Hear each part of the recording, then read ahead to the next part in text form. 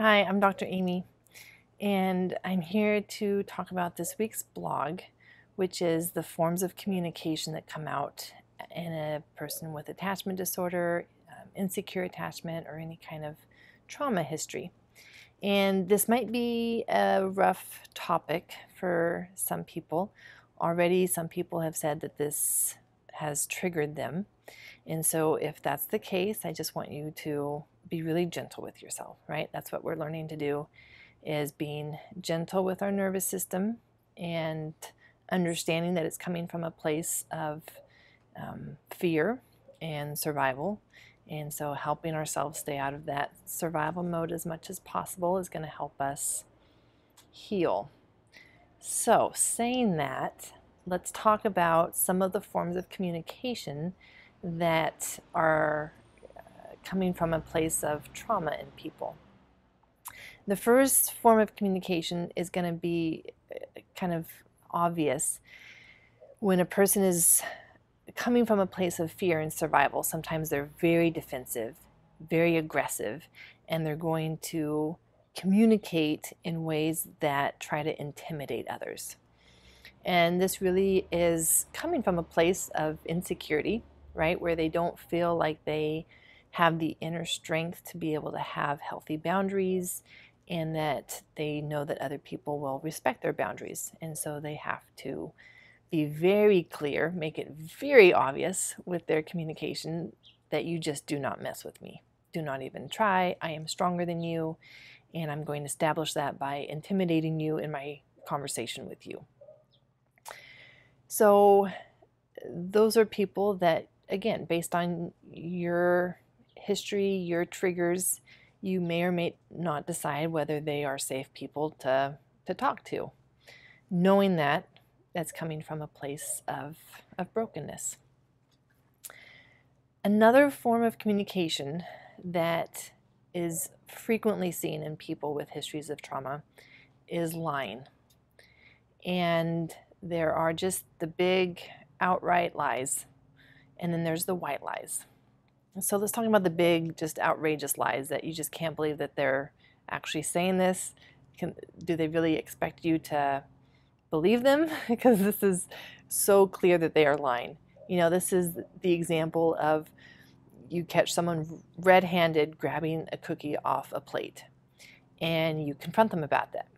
And you say, "Why are you taking a cookie off the plate?" And they will look you straight in the face and say, "No, I'm not." And you think you're going crazy, right? Because you're like, "No, I just saw you taking a cookie from the plate." "No, I didn't."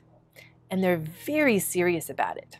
And they will actually look you straight in the eye, when other times they actually may find it very hard to look people in the eye when they're talking to them. When they are lying to you, they will often look you straight in the eye and be very emphatic about it, and be very hurt that you would even think that they would do that. So those are the big outrageous lies that definitely come from a place of brokenness and trauma, and those are usually the people who are more stuck in their nervous system and definitely would have, a label of attachment disorder if you wanted to give them a label. And then there's the white lies. And this is very common in people with histories of trauma. And this is more of a means of trying to communicate, but being so afraid of what open and honest communication would result in that they just are terrified to go there, cannot go there.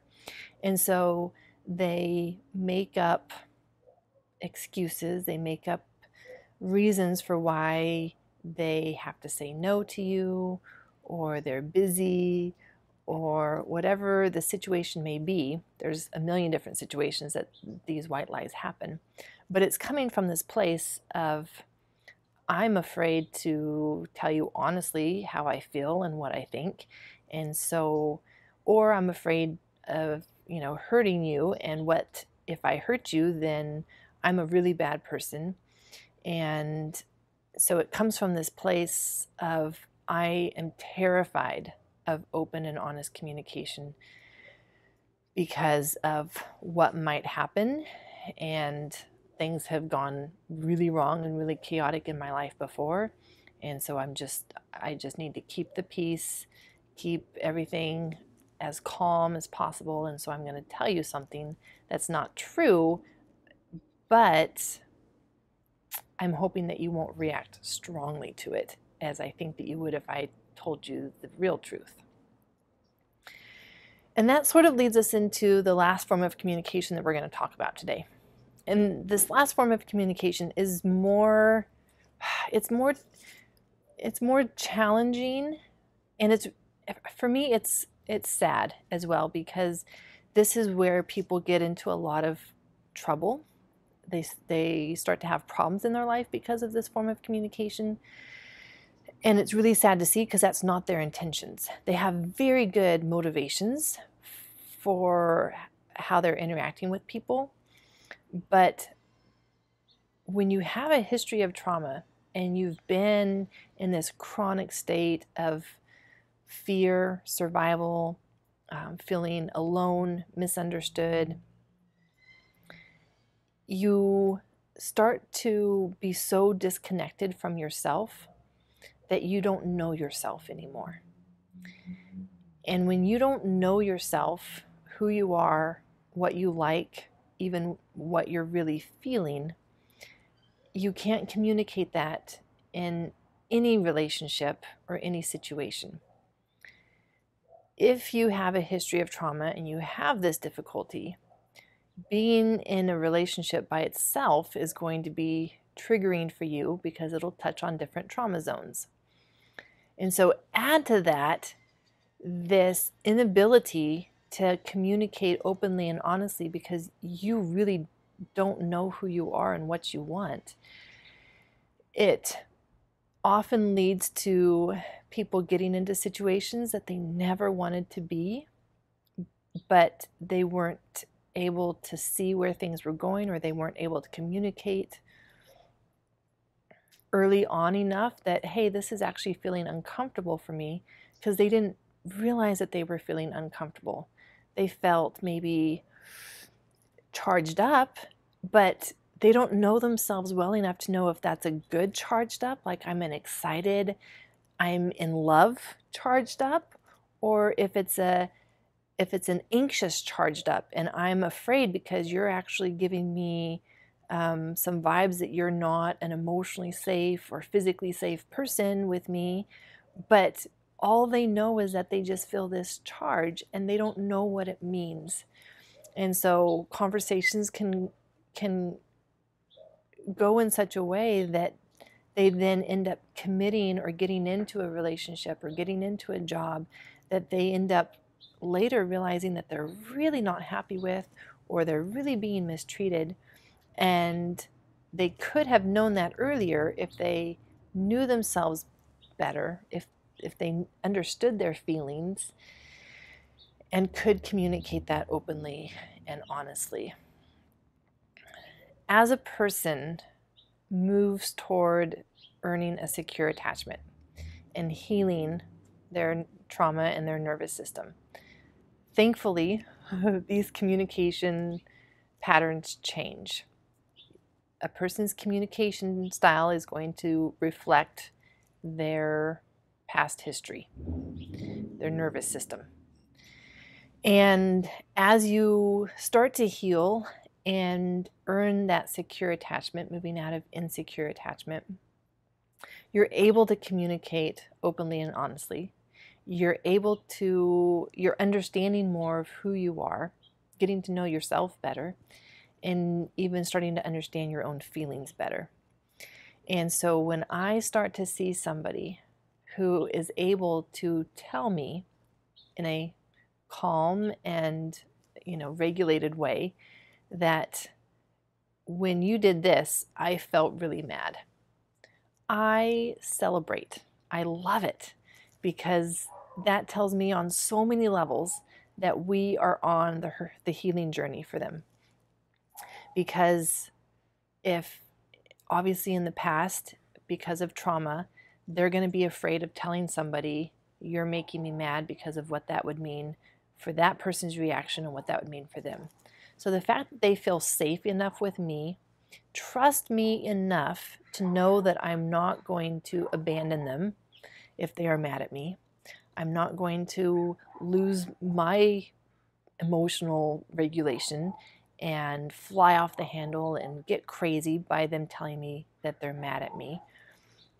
And that they feel like they are worthy enough of a person, that their feelings are valid, and that I will actually listen to them when they say that they are mad, and we will work things out. On so many levels, that is music to my ears when I have somebody that I'm working with, kid or adult, and they tell me anything like that, anything that would normally be frightening and terrifying for a person with a history of trauma to say. And so when somebody tells me that, and same thing for you, if you're working with somebody, whether you're parenting or you're working with another person, you're a professional and you're working to heal them into a secure attachment, when they tell you something like that, I am mad at you, you hurt my feelings, that makes me really sad that you did that, I'm disappointed in you, anything like that, first of all, like, I celebrate it, right? I give them a big hug and I say, I am so glad that you felt safe enough with me to be able to tell me that. Now, let's work it out, right? But I really want to take that moment and acknowledge them, acknowledge their healing, and I really want to capture that I am happy that they told me that, because everything from their past, everything in their nervous system, everything in their body is telling them to not say that. That's not safe to share. It's not safe to share my feelings. And so by giving them that message that not only is it safe to share their feelings, but I am so glad you communicated that with me, because now we can work it out so that we can both be happy. Then that really helps take them to the next step in their healing as well.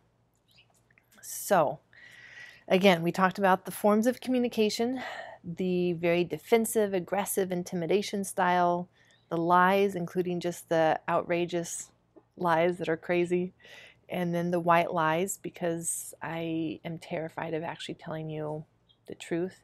And then that last form of, I can't communicate openly and honestly because I don't even know myself. I don't know what I want, and I don't even know what I feel.